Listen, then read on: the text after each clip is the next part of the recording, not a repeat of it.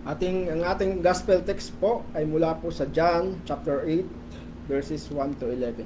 Sabi po, "But Jesus went to the Mount of Olives. Early in the morning, he came again into the temple, and all the people were coming to him, and he sat down and began to teach them. The scribes and the Pharisees brought a woman caught in adultery, and having sit here in the center of the court, they said to him, 'Teacher, this woman has been caught in adultery in the very act. Now is in the law of Moses commanded as to stone such woman. What then do you see?'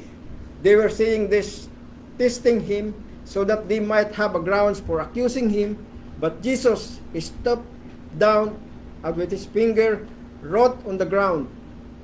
But when they persisted in asking him, he straightened up and said to them, 'He who is without sin among you, let him be the first to throw a stone at her.'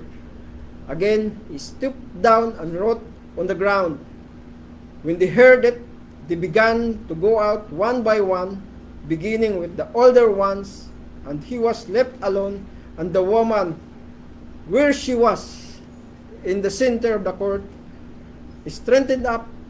Jesus said to her, 'Woman, where are they? Did no one condemn you?' She said, 'No one, Lord.' And Jesus said, 'I do not condemn you either. Go from now on, sin no more.'" Praise be to God for the reading of His Word. Para po sa pagpapatuloy po ng ating sermon series dito po sa Book of John, ang title po ng mensahe sa araw na ito ay Mercy in the Midst of Just Judgment. Ito po ay dadalhin ng ating kapatid na Elder Edison. Okay. Tapos na po ang chapter 7 natin and pasok na po tayo sa chapter 8. Pero before we begin, I would like to take this opportunity to greet a happy anniversary sa aking mga kapatid sa pananampalataya. 7 years na tayo. Ako, Brother Jay, si Sandra, si Rachel, at si Jeff. Today is the day na we receive God's Holy Spirit. Is yung water baptism natin. Today is the day. Kaya tayo nakaganto ngayon. Tsaka nagpapasalamat din po ako sa sponsor natin, sa kasuotan natin ngayon. Tsaka, kaya ganito suot ko rin kasi mamaya nasa korte tayo. Kaya may paglalaban tayo mamaya. Kaya, okay. So, ganun nga mga kapatid. Yung transition from chapter 7 to chapter 8. Kasi alam naman natin sa chapter 7, that was the last chapter we had that last Friday. Tinatapos na yun doon. So, sa chapter 7, dito nag-start yung confrontation between Christ at ang mga Pharisees. Then, nagpatuloy na ito sa chapter 8 na mas lalong ikinalala. Bakit? Kasi nagdeklara ang Panginoong Jesucristo na siya ang light of the world. Na ayaw naman ng mga Pariseyo.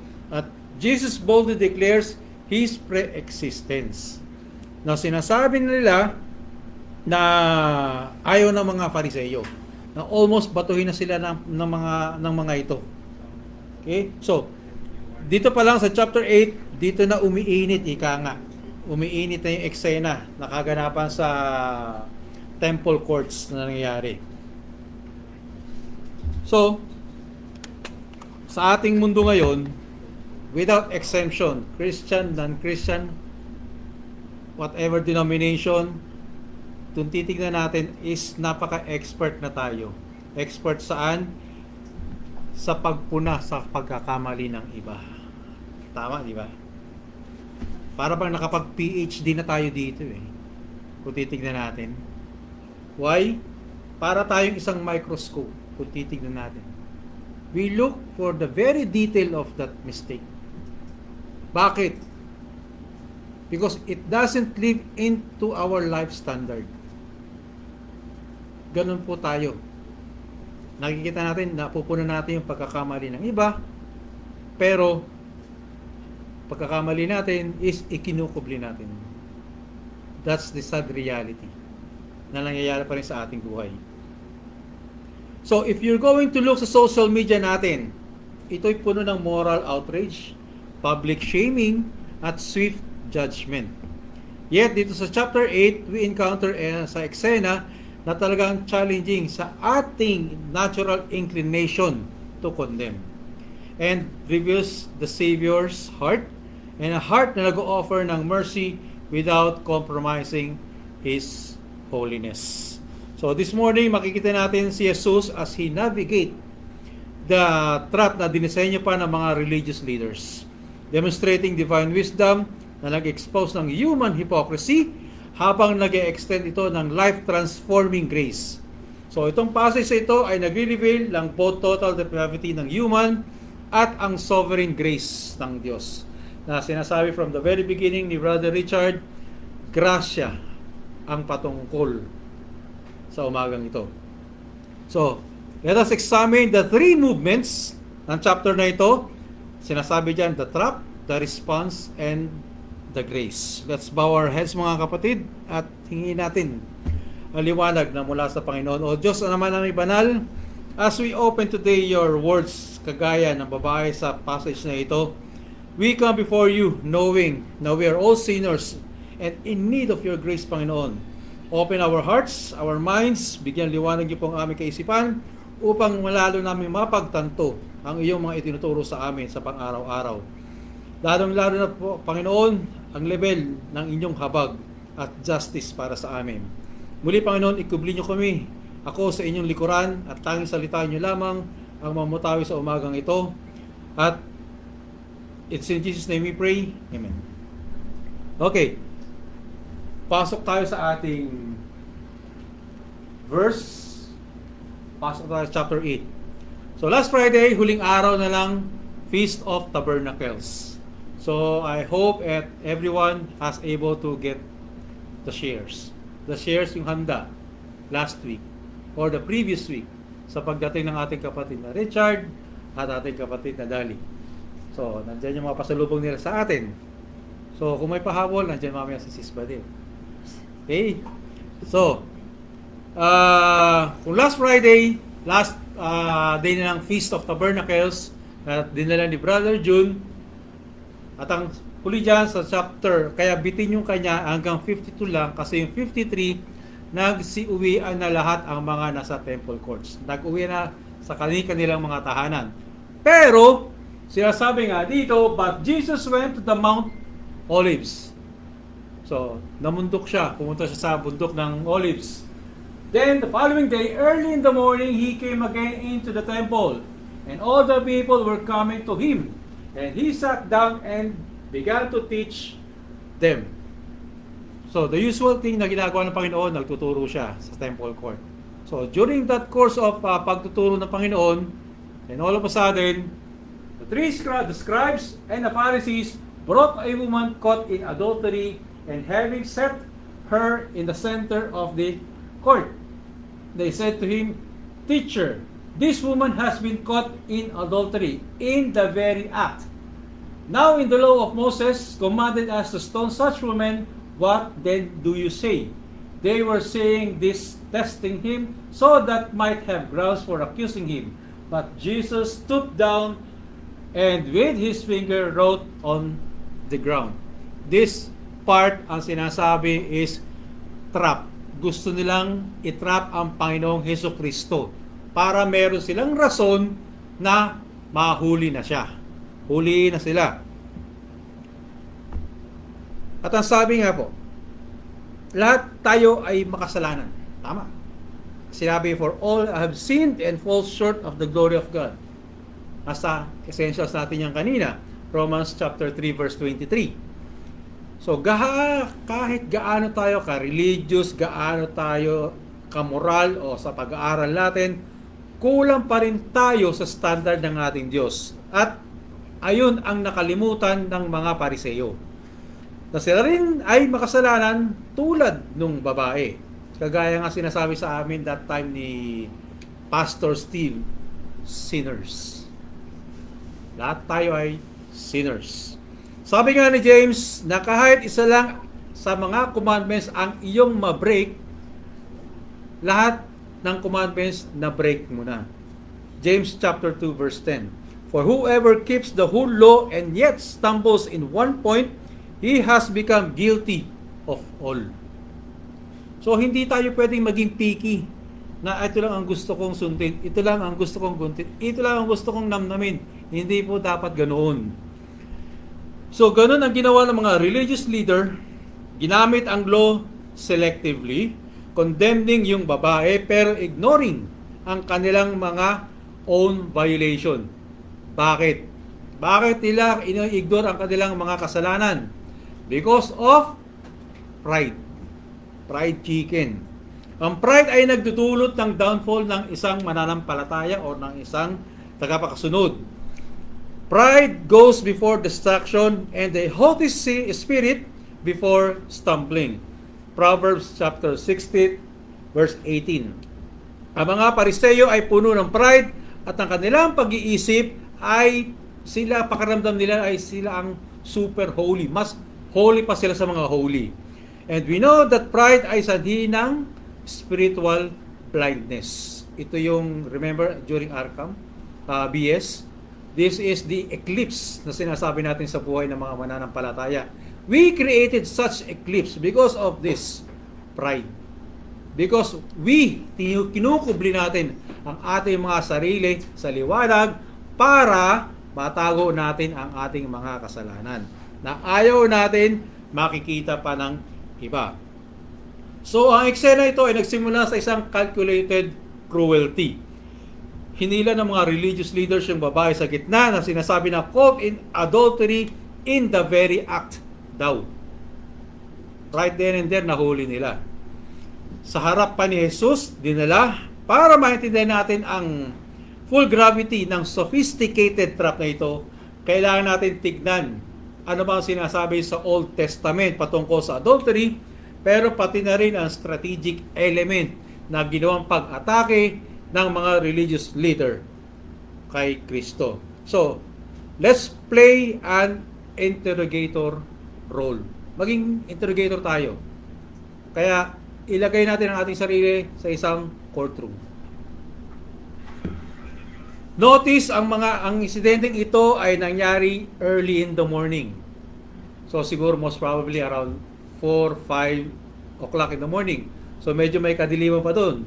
So habang nagtuturo si Jesus sa templo, hindi ito'y nagkataon lang. Talagang planado ito. Ang mga Pariseyo ay deliberately na nagplano ng oras because they know Christ is coming there early morning para i-ambush siya during the peak of his teaching. Para ma-maximize din ang public humiliation ni Kristo. Kasi bakit? Kasi nandun yung mga followers niya, di ba? Marami mga tao nagpunta dun. So, it will be a public humiliation kapag natrap nila ang Panginoong Hesukristo at para ma-disrupt din ang kanyang ministry. So, ang temple courts ay puno ng mga tao na pupunta para makinig at ginawa nilang venue para sa kanilang theatrical prosecution. So nga naman, nasa venue ka ng public, so kapag may pinahiya ka, totally, pahiyang-pahiya ka na. Halos buong barangay, alam na kung ano yung ginawa mong pagkakamali. So, dinila nila ang babae in the center of the court. Hindi isa-isang private setting o proper court of law. Pero sa gitna ng religious gathering, ito ay isang classic public shaming tactic ng mga Pariseyo. Mamahiya sa publiko. Okay?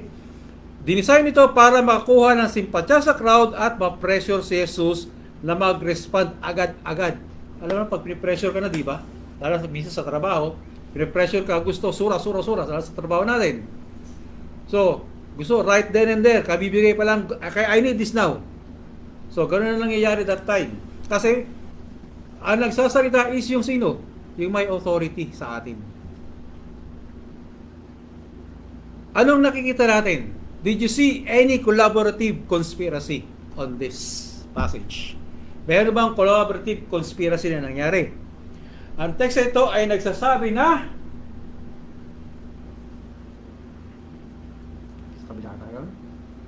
the scribes and the Pharisees. So may connivance yung dalawa. Sila yung mga religious leaders. May connivance yung dalawa. Hindi lang isang grupo pero collaboration ng mga religious authorities. Itong united front na to na nagpapakita na well-planned ang pag-atake kay Jesus. Usually sila very competitive. Paligsahan sila. Pero at this point of time, nagsama yung dalawa. O yung mga religious leaders na yan para gapiin o entrap ang Panginoong Jesus publicly para mapahiya nga siya. Okay? This is a clear indication na premeditated ang buong senaryo. So, well-planned nila yun.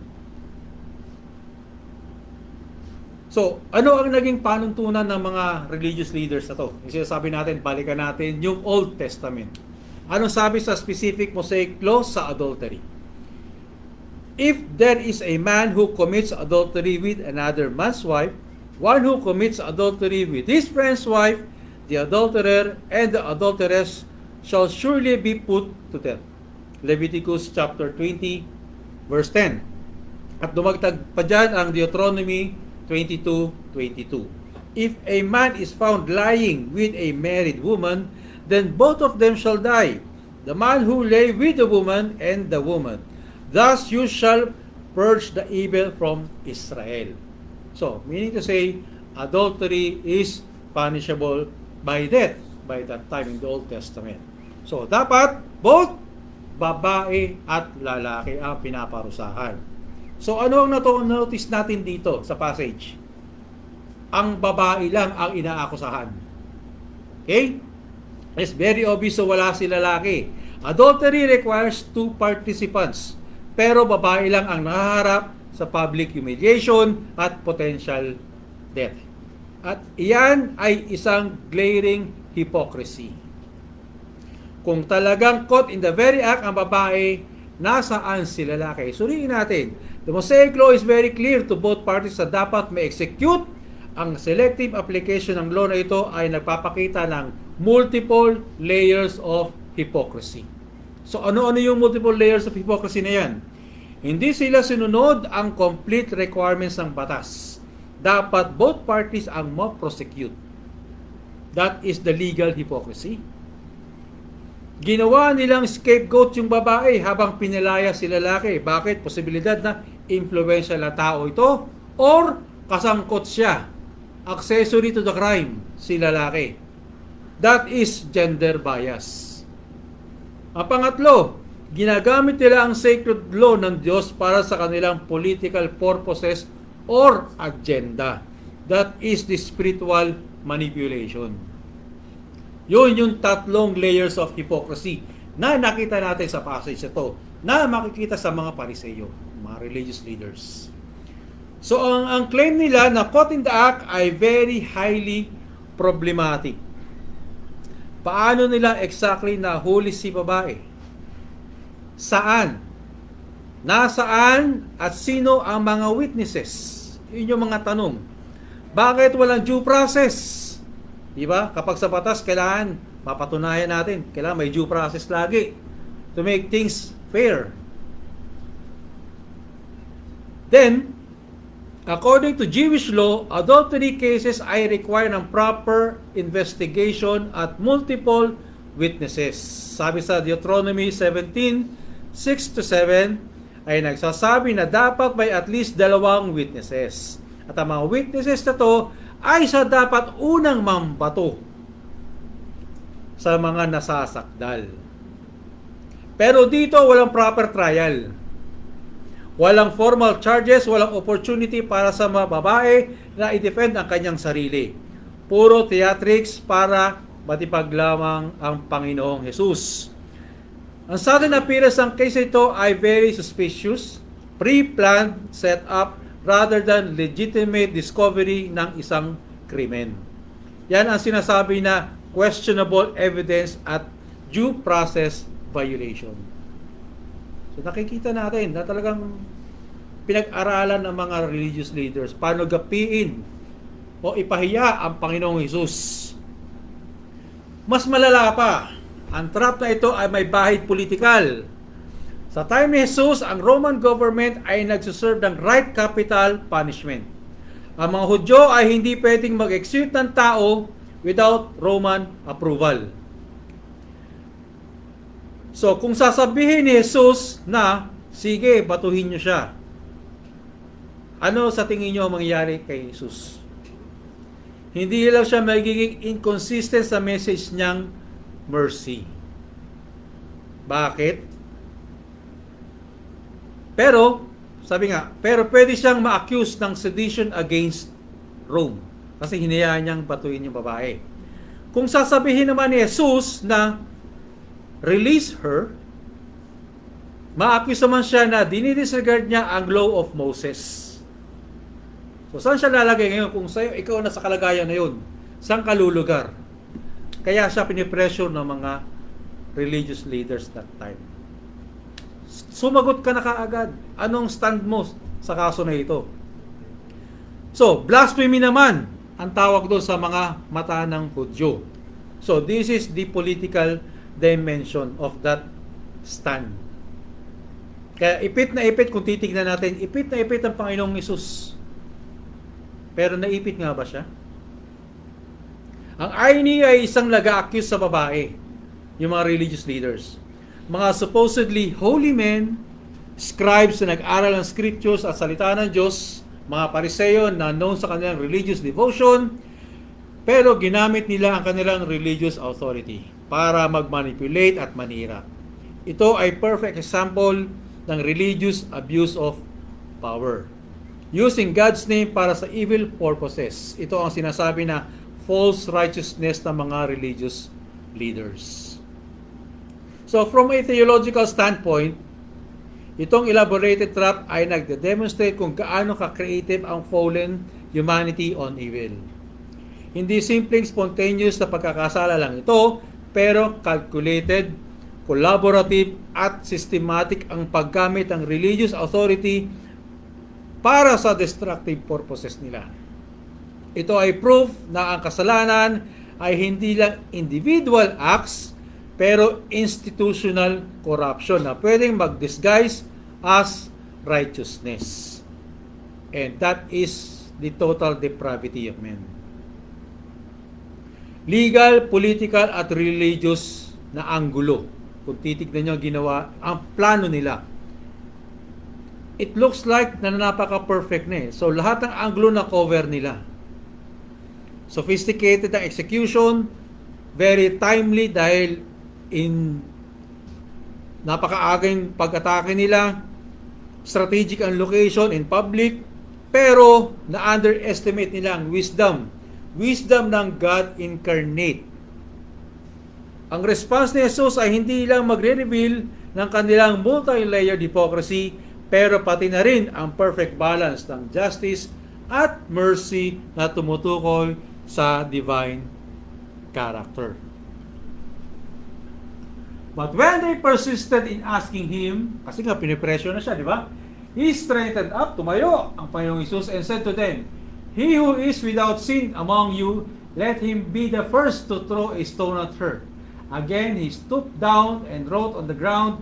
When they heard it, they began to go out one by one, beginning with the older ones, and he was left alone, and the woman where she was in the center of the court. Why do you think the speck that is in your brother's eye, but do not notice the log that is in your own eye? Or how can you say to your brother, "Let me take the speck out of your eye," and behold, the log is in your own eye? You hypocrite, first take the log out of your own eye, and then you will see clearly to take the speck out of your brother's eye. Matthew chapter 7, verse 3 to 5. Anong ibig sabihin nun? Ginagamit ni Jesus ang imagery ng speck at log para ipakita ang hypocrisy natin. Magaling tayo sumita, manilip. Magaling tayo sumilip ng muta ng ating mga kapatid. Yun ang sinasabi, tinutukoy ng Panginoong Hesus. Madalas mas nakikita natin ang very small faults ng iba habang hindi natin napapansin ang mga major flaws ng pagkatao natin. Before tayo mag-correct ng iba, tumayo tayo sa harap ng salamin. Tignan mo muna ang iyong sarili bago ka tumingin sa iba. If we say that we have no sin, we are deceiving ourselves, and the truth is not in us, di ba? Ask yourself in front of the mirror. Mirror, mirror on the wall. Makasalanan ba ako? 1 John chapter 1 verse 8. Klaro ang sinabi ni John dito, walang perpektong tao, si Jesus lang. Ang mga Pariseo ay umaasta na parang wala silang mga kasalanan. Pero sa loob nila, super ang mga pagkakamali nila. Brethren, even if anyone is caught in any trespass, you who are spiritual, restore such a one in a spirit of gentleness, each one looking to yourself, so that you too will not be tempted. Galatians chapter 6 verse 1. So ang purpose ng correction ay hindi para sirain ng tao. Tama. Pero what? I-restore natin siya. Dapat gentle tayo at humble. Remember, tayo din ay vulnerable sa temptation. Ang approach sa mga Pariseo ay very condemning, hindi restoring ang ipinakita nila. Kino-condemn kagad nila yung babae. He who is without sin among you, let him be the first to throw a stone at her. So, kung ikaw ay walang kasalanan, una kang bumatos sa babae. Boom! Doon pa lang, Christ dismantled their trap. Sinira na ng Panginoon kung ano man bitag na inihanda ng mga Pariseo. Simpleng sagot lang. Kung ikaw ay walang bahid, kasalanan, una kang bumatos sa babae. Hindi ito denial ng guilt ng babae o dismissal ng God's law. Instead, ito ay brilliant exposure ng human depravity at wisdom na nagde-demonstrate ng multiple attributes ng ating Panginoon. Imagine, in this period of time, kung titignan natin, early morning, nandun ka sa temple courts publicly, do you think you will be able to show your character? Do you think you're able to show your attributes in the point that nape-pressure ka na? Sa atin mga tao, siguro hindi. Pero we know that God, nothing is impossible. So naipakita pa ng Diyos ang kanyang mga attributes sa passage na ito, sa pangyayari na ito. Unang-una, God's omniscience. Bakit? Paano? Si Jesus ay hindi nangangailangan pa ng mga tanong. Hindi niya kailangan dapat tanungin yung mga Pariseo kung anong plano nila. Bakit? Kasi alam niya yung totoo. Alam niya kung ano yung plinano nila. Alam niya ang motibo ng mga Pariseo. Anong gusto nila mangyari. Alam ng Panginoong Jesus. Pati na rin ang kondisyon ng puso ng babae. So wala tayong maitatago sa ating Diyos. Ang omniscience ng Panginoong Hesus ay nag-aalaw sa Kanya na mag-respond with perfect accuracy sa situation. Hawak niya ang kanyang oras. Hindi niya kailangan ng oras para i-analyze pa kung ano yung mang nangyayari. Instantly, nakita niya ang hypocrisy at ang solusyon sa pangyayaring iyon. Then pangalawa, nandiyan ang God's wisdom o Sophia. Ang response ni Jesus ay nagde-demonstrate ng divine wisdom na walang human counterpart. Talagang wala. Kasi iba ang pag-iisip ng tao kumpara sa kanya. Sa isang statement, nasolve niya ang legal, moral, at political dimension ng trap na ito. Ginawa niyang imposible ang nag-uphold siya ng law while extending mercy. Hindi niya nilabag ang batas. Okay? Pero, nakapag-extend siya ng awa.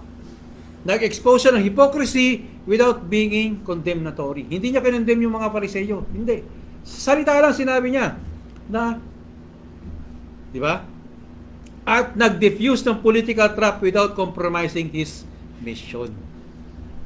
Kita natin, di ba? Pa-mission ng Diyos. Binigay ng Ama ang mission sa anak. During that time, hindi natibag ang mission. Ito ang wisdom na na-describe sa 1 Corinthians chapter 1 verse 25. Na sinasabi, the foolishness of God is wiser than men. So, naintindihan po natin. Pangatlo, God's justice. Notice na hindi dinismiss ni Jesus ang seriousness ng kasalanan. Hindi. Hindi niya pinapabura ng kasalanan. Pagkos hindi niya sinabi na okay lang ang adultery. Hindi siya sumasang-ayon din. Instead, He redirect the attention sa universal reality ng kasalanan. Ang justice ng Diyos ay demanding na lahat ng tao na makasalanan ay dapat maparusahan. Pero si Jesus ay nag-acknowledge na lahat tayo ay guilty. Ang perfect justice ay hindi pwedeng makompromise. So dapat nga mayroong payment for sin. And as we know, meron, di ba? Pang-apat, God's holiness. Si Jesus lang ang qualified na unang maghagis ng bato dun sa babae. Ang holiness niya ay glaring contrast sa moral bankruptcy ng mga accusers. Pero instead na gamitin ang holiness niya to condemn them, ginamit niya na ito to create space. Diba? Anong space na yun? Na makapagbigay siya ng grasya. Ang holiness ng Diyos ay hindi nagiging source of pride, pero source of mercy. Panglimang attributes na nakita natin dito. God's patience. Ang pagsusulat ni Jesus sa lupa ay demonstration ng divine patience. Hindi siya nag-react immediately. Hindi yung pagsabing, ano sagot mo? Hindi. Kalma lang, kalma. Compose ang ating Panginoong Jesus that time. So, hindi siya nag-react immediately with anger or condemnation. Instead, nagbigay siya ng oras, ito muna, sa mga Pariseyo na mag-examine ng kanilang mga puso. Silencio lang siya. Ang patience ng Diyos ay nag-aalaw sa conviction ng Holy Spirit to work sa kanilang mga konsensya. This is the same patience described sa 2 Peter chapter 3 verse 9. Not wishing for any to perish but for all to come to repentance. Anong gusto ng Panginoon? Repent. Pang-anim, God's humility. Ang act na pag-stoop down para magsulat sa ground ay profound display of God's divine humility. Ang Creator na gumawa ng universe humble Himself sa level ng lupa. This physical act ay symbolic incarnation. God stooping down to reach humanity. Hindi siya nag-stand tall para sa judgment, pero He lowered Himself in service to mankind. Ang response ni Jesus ay nag-acknowledge ng biblical truth na lahat ng tao ay nakatayo as condemned sa harap ng Diyos. Perfect standard. Lahat tayo. Alam natin ang standard ng Panginoon at doon tayo nakaharap dahil tayo mga makasalanan. Nakalimutan din ng mga Pariseyo ang fundamental principle na ito. Ang mga mag-execute ng judgment ay dapat din righteous. So, wala pagkakamali. Since lahat tayo ay nagkasala at fall short sa glory ng Panginoon, Romans 3:23, walang tao na may moral authority na mag-condemn ng ibang tao. Kaya nang nabanggit ko kanina, nasa courtroom tayo. Kung ikaw ay isang judge, ikaw ay isang jury, at ikaw ang prosecutor, at lahat ay guilty, kapareho ng crime ng defendant. This is exactly ibig sabihin nito. Ito ang human condition kapag sinubukan natin manghusga ng isa't isa apart from Christ.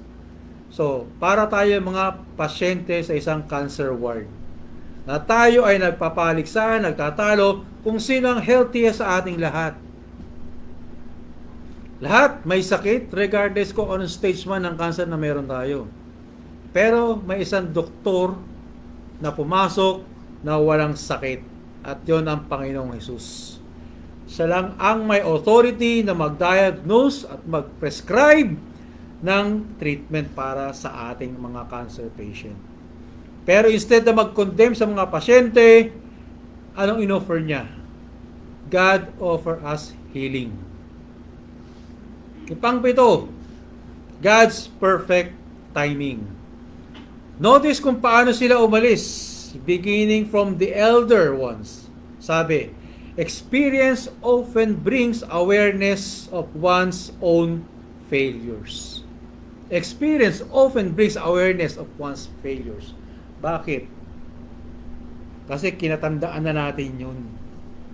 Alam na natin yung tama at mali. Lalong-lalo na may Kristo sa puso natin. Kaya nga sinasabi ng iba, parang wala kang pinagkatandaan eh. Ganun yun. Kasi paulit-ulit mong ginagawa yung kasalanan. Di ba, narinig natin sa mga lolo't lola natin o sa iba nating mga nakakatanda sa atin. Parang wala kang pinagkatandaan eh. Paulit-ulit na lang. Hindi mo maintindihan. So, yun po ang ibig sabihin. Ang divine timing ni Jesus sa pag-allow sa Holy Spirit na mag-convict ay timely and perfect. Hindi rushed, hindi delayed. Ang mga elderly Pharisees ay unang nakilala na sila ay mga makasalanan. Hindi ibig sabihin nito na mas sinful ang mga nakakatanda. Hindi. Pero ang maturity ay pwede magdala ng humility tungkol sa ating mga sariling shortcomings. Experience to. Diba? Pangwalo, God's sovereignty. Alam na natin yan. So sa gitna ng orchestrated trap, si Jesus ay nanatiling in full control sa senaryo. Hindi siya nasurpresa o nagpanik o na-manipulate.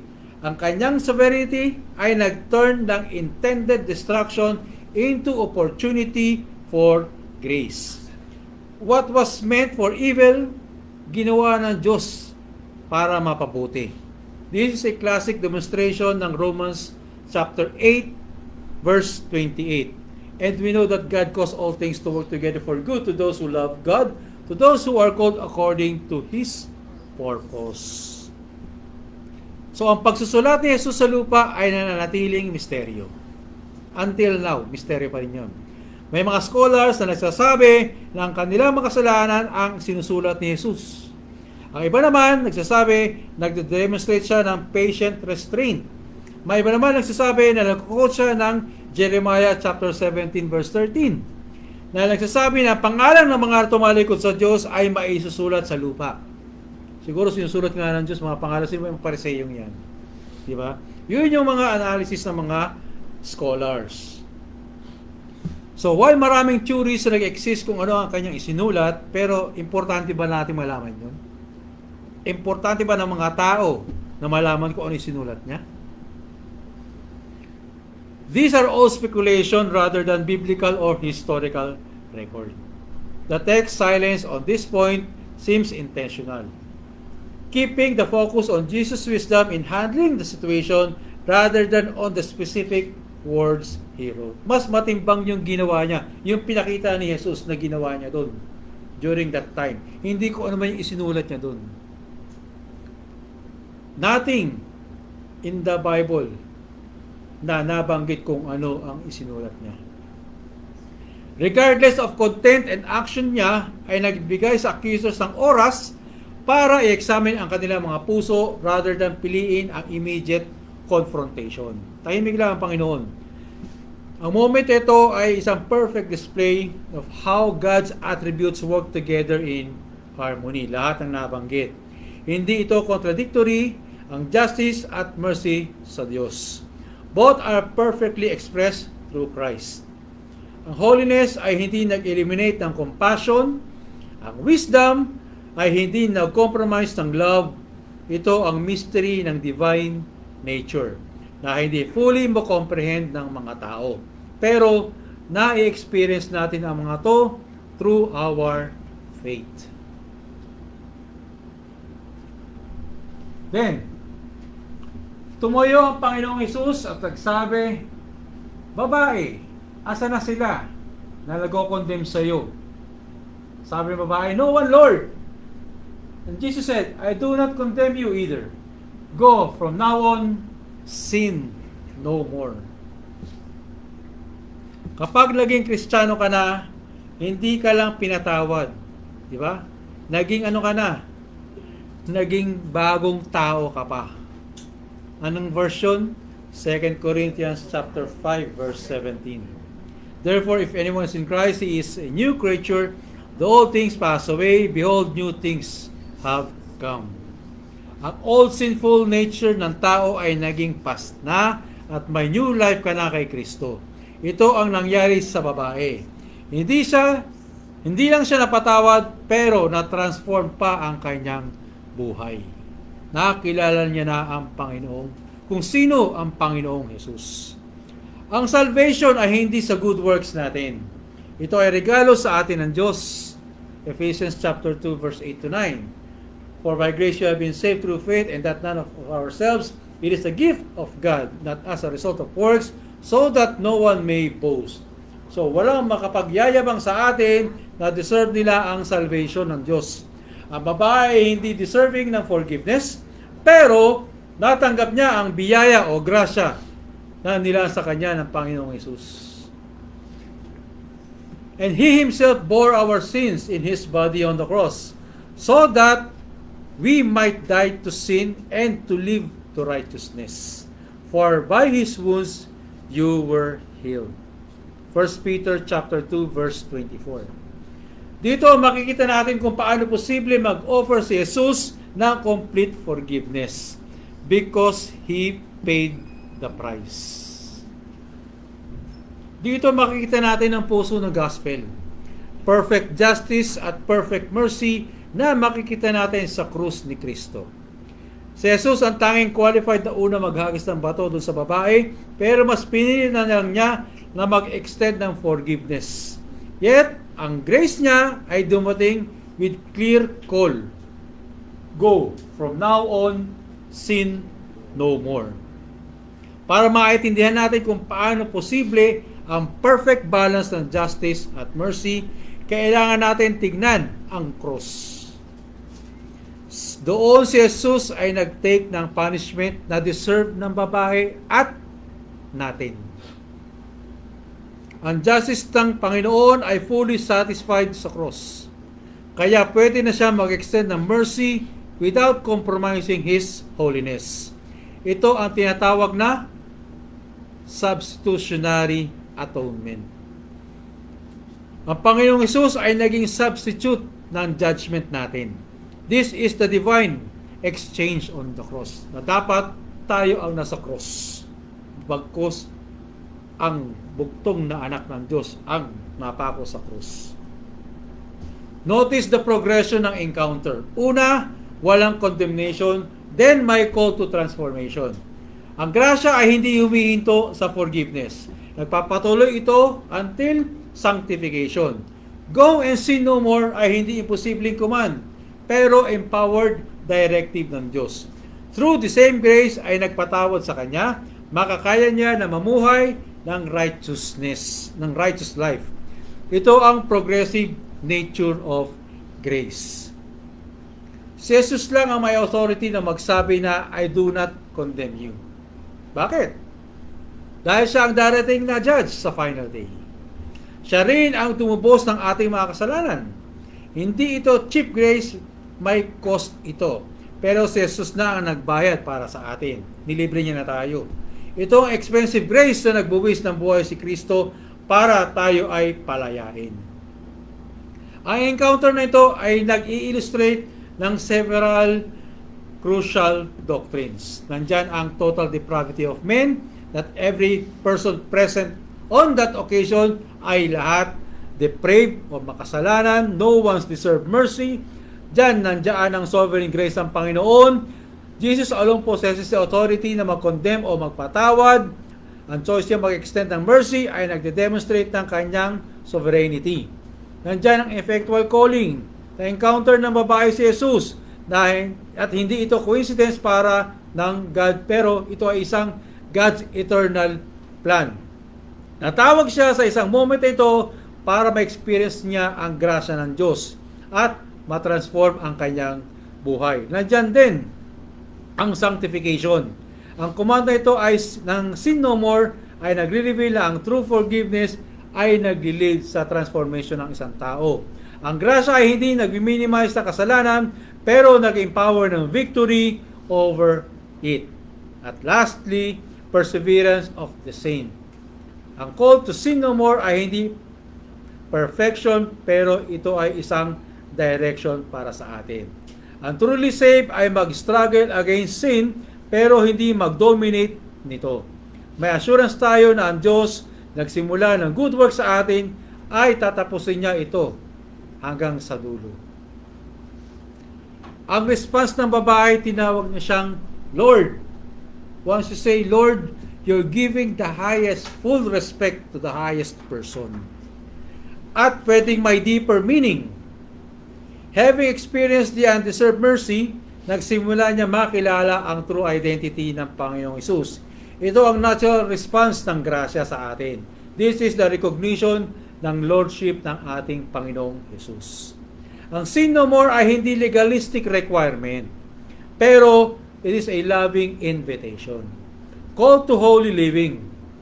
Parang mga magulang na nagsasabi sa kanilang mga anak, you're forgiven. Now, live up to your true identity.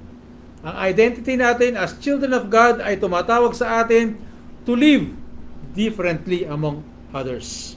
Hindi tayo nagkakasala or nag-sin no more para ma-earn ang forgiveness ng Diyos. Nag-sin no more tayo dahil we are already forgiven. Ang grasya ay hindi individual lang, gaya na nabanggit kanina. Ito na isang communal sin. Communal din. When we experience God's mercy, we became part of the family of faith na committed to support one another in holy living. So, nagiging grupo na tayo.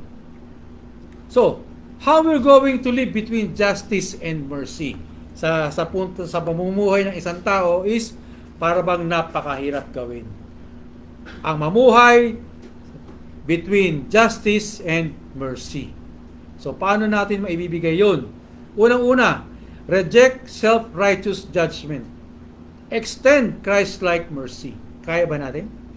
Ang response ni Jesus sa mga Pariseo ay challenging sa bawat believer na mag-examine ng kanilang mga puso bago tukuyin ang kasalanan ng iba. Hindi ibig sabihin nito na ina-abandon natin lahat ng moral discernment. Clearly, tinutukoy ng Scripture na mag-hold tayo sa isa't isa at accountable within the church. Matthew chapter 18, verses 15 to 17. However, ibig sabihin nito na i-approach natin ang failures ng iba with humility, remembering ang ating own need for grace. Na tayo din na kailangan natin ng grasya. So kung gusto mo may punahin ka sa kapatid mo, be humble like Christ. So bago silipin ang kasalanan ng iba, spend some time to have self-examination at manalangin tayo. I-approach natin ang correction with gentleness at ang goal is restoration. Galatians 6:1 kanina. Remember na tayo rin ay capable na kahit anong kasalanan apart from God's grace. Then we should extend the same patience sa iba na ipinapakita sa atin ng Diyos. Sa ating mga trabaho na ito, tinatamaan ako. Dahil sa trabaho ko, sa mga nagdaang linggo, talagang ako ay nakakalimot na rin na I cannot practice humbleness. Dahil I know na lahat ng mga nangyayari ay mali, na hindi ko malunok or minsan nilulunok ko na lang for the reason dahil kailangan ko ng trabaho. Di ba? So, nandun yung point na, Lord, patawad. Dahil sumasang-ayon ako sa mali. So, sa workplace natin, when colleagues makes mistake, be quick to extend grace while maintaining standards. Create environments where people can fail safely at matuto sa kanilang mga pagkakamali without fear of character assassination. Sa pamilya naman natin, i-practice ang Jesus approach sa disiplina ng mga anak. Clear consequences pero wrap in love at designed for restoration, hindi destruction. Then, we should embrace repentance as path to transformation. Ang words ni Jesus sa babae, sin no more, hindi lamang suggestion, pero command na empowered by grace. Ang true repentance ay involved ng both turning from sin at turning toward righteousness through God's enabling power. Ano mga kaparaanan nito para ma-embrace natin? Regular tayo mag-examine ng ating mga buhay. Tingnan natin yung mga pattern ng ating mga kasalanan at kailangan natin i-address ang mga ito. Hindi lang yung hahayaan na lang natin. Put time to yourself. Anong nagawa mo kahapon? Anong ginagawa mo sa kasalukuyan? At ano pa ang gagawin mo sa panghinaharap? You should be having that pattern. Mag-confess tayo ng specific sin natin sa Diyos. Claiming ang promise niya ay forgiveness. Mapapatawad niya tayo. Maghanap tayo sa church or ng any accountability relationships with any mature believers. Para alam mo yun, pag meron kang accountability sa kasama mo sa church, mahihiya ka eh. Mahihiya ka gawin mo yung mali kasi may nakatingin sa iyo. Accountable ka rin sa Kanya. Yung sarili mo, inaharap mo sa Kanya. Para bang, pag nagkamali ako, katukin mo ako. Pagsabihan mo ako. Ganun. Encouragement, kaya nga sinasabi natin. Remember, during prayer meeting, that we should encourage ourselves. Then, replace the sinful habits with righteous practices through the Spirit's power. So remember na ang ability mo na ma-overcome ang sin ay hindi galing sa willpower ng tao. Bagkus ito ay galing sa Holy Spirit sa buhay natin. Ang sanctification ay both God's work at responsibilidad natin. You work out your salvation dahil God works in you. Philippians chapter 2, verse 12 to 13. And how to do that? Paano natin magagawa ang practical sanctification? Unang-una dyan, magbasa tayo ng Biblia araw-araw. I-feed natin ang ating mga pag-iisip with God's truth to renew our thinking. Then, nandyan ang regular prayer. We should maintain connection with God for strength and guidance sa ating mga buhay. Nandyan ang Christian community. Surround yourself with believers who will encourage holiness. And lastly, service, kagaya na ginagawa natin ngayon. Engage in ministry to others as expression of gratitude for the grace that we receive. And last, practice restorative justice in our communities. Alam natin maraming pagkakasala ang mundo, lalo na, let's say, sa Pilipinas, ang gobyerno natin. Ang approach ni Jesus ay hindi retributive justice, punishment for punishment, pero restorative justice, healing at restoration. Ang dala niya. This should characterize how we handle conflicts in our families, churches, at communities. Okay? In our church discipline, goal should always be restoration, hindi condemnation. We should be private first, then gradually more public if necessary. Always provide path back to full fellowship after repentance. Then leadership should model grace while maintaining biblical standard. Sa mga social issues naman, support criminal justice, reforms na focus sa rehabilitation, hindi lang punishment. Advocate for second chances para sa ex-offenders. Create opportunities for marginalized people na ma-experience ang grace. And lastly, challenge systems na perpetually condemn people for their past mistakes. Sa ating pagtatapos, ang babaeng nahuli sa adultery ay na-encounter ang perfect intersection ng justice at mercy mula sa ating Panginoong Hesus. Ang accusers niya ay nagsilayong lahat convicted ng kanilang own conscience, siya ay nanatili experiencing the grace na mag-transform ng buhay niya forever. Today, tayo ay nakatayo on the same place ng babae. Ikaw ay simultaneously na nagkakasala at nahuling nagkakasala. Ang self-righteous accusers at ang crowd na nanonood ng lahat. Ang kasalanan mo ay totoo. Ang tendency mo toward judgment ay undeniable. Pero, ang habag ni Kristo ay mas greater kaysa sa dalawa. Judgment and mercy. Here is the life-changing question sa ating lahat. Are you more like the woman, aware of your sin and desperate for grace?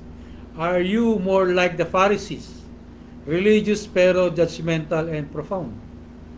Are you ready to receive Christ's mercy and extend it to others? Will you live as someone transformed by grace?